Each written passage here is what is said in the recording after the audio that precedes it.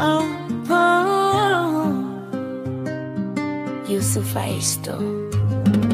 Miaka 30 si mchezo, ulifanya kivu shamba la bibi, ulipora dhahabu na coltan, ukafanya mateso kuwa wajibu, ukaiba coltan na kobalti, ukacha damu kwenye njia, tukikwambia popole ukatujibu wakongomani bichuchu kwa dharau. Sasa unasema amani, mdomo uliounda machafuko, mali ya wizi haina mafaa, utajiri wa damu hauna baraka. Sasa umesukuma, umechokoza, umezua vifo na makundi ya vita. Leo unakabiliwa na karatasi, mkataba wa amani kwa cha michezo ya vita. Unashusha peni, machozi yanakutoka, unajifanya unajuta, unaogopa. Kwa nini unalia? Uliyejigamba kwa nini machozi? Baada ya miaka ya uporaji, mauaji na usaliti, leo unajifanya mnyonge.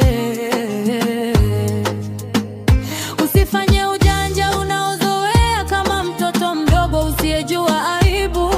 Ukifika Marekani unasema yes, ukirudi Rwanda unafanya hapana. Ukienda Ufaransa unasema we, ukirudi Rwanda unafanya hoya hoya bichuchu. Sasa tuambie ukweli, umesaini ni mkataba au ni pazia la uongo? Unafanya vikundi vya silaha ili tukutuibia, ndiyo lengo lako kuu. Ukirudi Marekani unasema mkataba wa amani, lakini kwako Rwanda ni mkataba wa vita.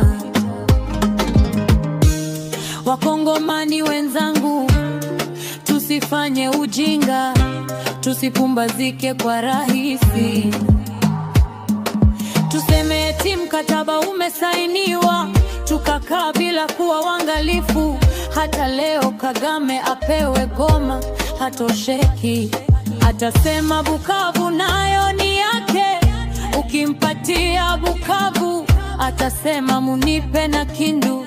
Tumechoka, kwa hiyo tujue mtu mwovu na ni mwovu tu, hatabadilika hata kidogo. Ahadi za uongo na mikataba yake ni ya machafuko. Baada ya mkataba ni sawa na kabla ya mkataba. Ka macho mzalendo, nchi yetu si ya kurithi, tupiganie kwa akili na nguvu zote.